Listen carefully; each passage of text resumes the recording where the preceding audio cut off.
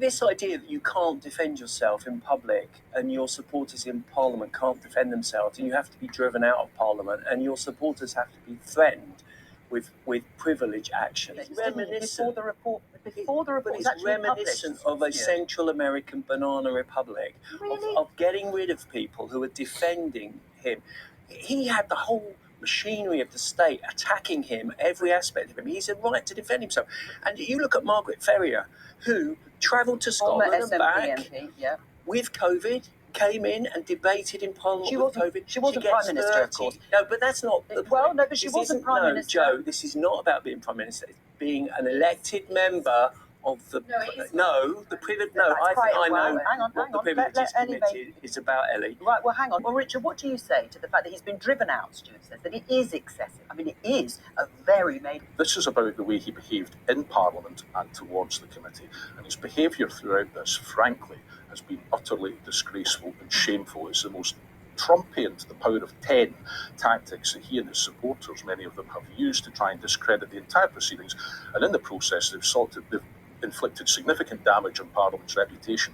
But above all, the person who comes out of this with the greatest damage to their own reputation is Boris Johnson himself. And he has shown exactly why he is completely unfit for any kind of public office, past, present or future. He's come out fighting. Let's just show you part of the statement, Jo and Ellie. The committee now says that I deliberately misled the House. He goes on to say, and the arguments in the report are so threadbare that it belongs in one of Bernard Jenkins' nudist colonies. Bernard Jenkins, the Conservative MP that was on the committee, also happens to be, accordingly to Boris Johnson, a nudist. This report is a charade. It is for the people of this country to decide who sits in Parliament, not Harriet Harman, who chaired the Privileges Committee and was tasked with looking at this. What do you make of that statement from Boris Johnson? Wise? The report itself does mention that the committee felt compelled to do something else because he was Prime Minister and not just a Member of Parliament. They actually talk about the fact that it was an unprecedented situation and that to some extent being Prime Minister almost meant he was held to a higher standard, I think was something in the phraseology that they use.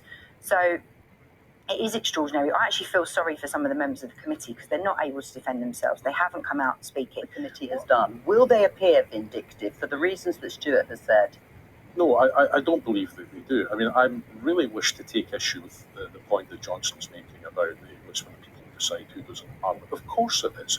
But the point is that the sanction that's recommended would not in and of itself have removed him. There would have required to have been a petition amongst the electorate of Uxbridge. And he has run away from the consequences of this, rather than face the judgment of his peers in Parliament and subject himself to the electorate of Uxbridge if that petition threshold could be crossed. And it's just the final cowardly act of somebody who has finally been forced to face up to the consequences of their actions and has chosen to try and run away from it as far as they can. Well, that's true, isn't it? No, I think he just had, at the end, he just had no faith in the system to deliver a fair and impartial judgment on his actions, and I think that's the situation that he was facing. But what would be fair? Do we get into having outside bodies that then scrutinise MPs? Because for years we've complained that MPs regulate themselves and that they get away with all sorts, and then you have a situation where actually MPs are sitting in judgment on each other, and then we don't like it either. So what is the answer? Because I think if you start getting into outside bodies getting involved, I suspect everyone will get very upset about that. So it has to happen somehow.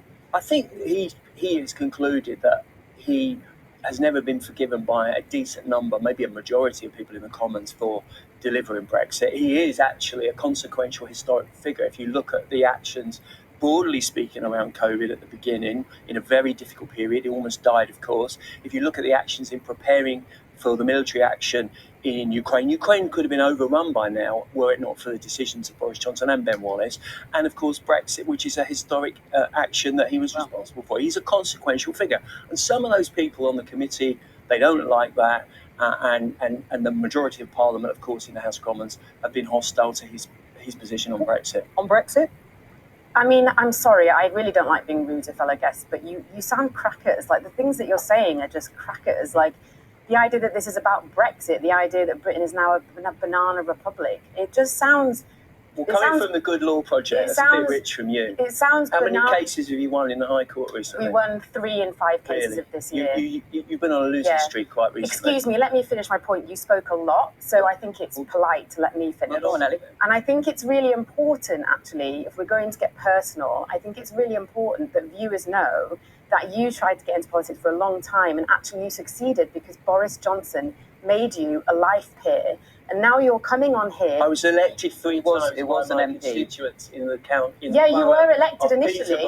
You were elected And initially. twice but then before when that to public office. So get your facts right. All right, well, let's Excuse try me, and let take me- some let of me the finish, personal let me out finish. of it. You were made You'll a have life to peer. rewind there. Because No, you've got you were your made facts a life wrong. peer by Boris Johnson. That's true. Last year. Yes. And what I see here is somebody repeating the kind of cronyism that, yes, we at the Good Law Project challenge, which is why you don't like And fail us. consistently. No, succeed. Well, hang on, And answer the point though about the loyalty. Is it misplaced, your loyalty? It's cronyism. Is it It's not loyalty, it's cronyism. Hang on, It's not let him answer. cronyism. And it ill behoves you. You've never been elected to anything. And try and take people's money on false pretenses, frankly, for legal cases that you know you're going to lose. All right, it's enough. It's enough. It's enough of me. these two. Just I've- stick to what I've we're talking been about elected today. to Parliament. I was a special advisor. I was an elected councillor for 8 years. I had other careers before then. So please try and get your facts right. All right, hang on, Ellie. I On am this loyal point, to Boris Johnson because I think that in Because he totality, gave you a cushy job, no, which is often what happens Ellie, in his government. it's enough. it's not a cushy job. I turn up, I attend, I vote, I ask questions, I hold the government to account, I criticise But government. why didn't Boris Johnson? Hang on. Why didn't Boris Johnson, though, Stuart, then, as Richard said, agree if the recall petition was going to happen and stand in a by-election? Well, I and clear think his he name? would, and I think he may have had a good chance of winning. But He quit. Just say He quit, though, to Ellie's beforehand. challenge. Lastly. It's not about cronyism. I'm just That's looking at the character. totality of a man who won as Mayor of London twice against the odds, who was elected to Parliament, and in many respects was a very consequential figure. And to chase that person out of Parliament, I think in a kangaroo court is wrong. Is there a risk that politicians like Stuart Jackson, other supporters of Boris Johnson, because of the nature of the sanction, will actually feel he has been unfairly treated? I think that narrative would have been spun irrespective. It's almost like it was a monstrous offence to Mr Johnson's dignity in the eyes of some of his supporters that he was being held to account for any of this at all. And there's almost a sense coming through in some of the commentary that, the system has failed poor Mr Johnson, therefore we must dissolve the system and create a new one around this figure of consequence, who I think history will record was the man who ran away from the consequences and refused to face up to it. So frankly, I think what this shows is that there is almost no length to which some of his supporters appear to be prepared to go in the heat of their anger at the moment to discredit the entire system, the entirety of Parliament and the processes that Parliament is there. And I think they need to be very, very careful about that. And as I said at the top of the programme, they need to examine their consciences, because for far too long they have sustained a man who is a serial liar in office, long beyond where they should have done with that. They have enabled him and they have inflicted great damage in consequence, and they need to examine their consciences when they approach this vote on Monday. Well, talking about you, Stuart, what would you do if you were in the House of Commons on Monday? Would you turn up and vote against this report? Yes, for this reason, and I think Richard makes a reasonable point, and others have as well.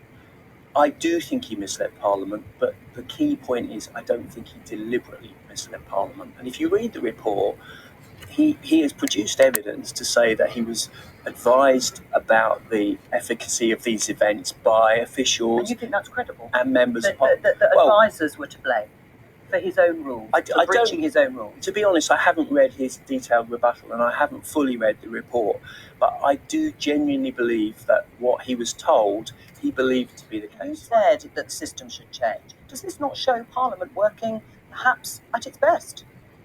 Well, I think, if you've got a headache, you take a paracetamol and hopefully the paracetamol works. But what you really want is not to have the headache in the first place. And I think that's what we need to look at.